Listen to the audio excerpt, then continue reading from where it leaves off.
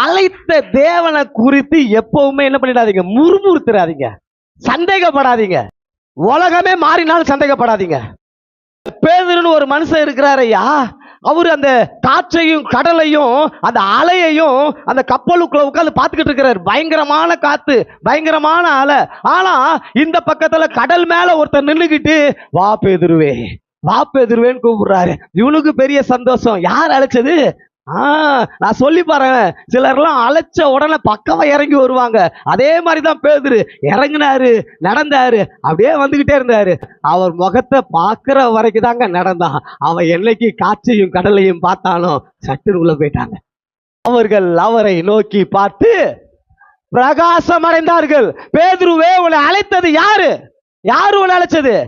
நெருக்கம் வருதான், கடல் அலை மாதிரி எழும்பி வருந்தான், போராட்டம் எலும்பி, சமாதானத்தை கெடுக்கிறதுக்கு போராட்டம் வரதான் செய்யும். ஆனா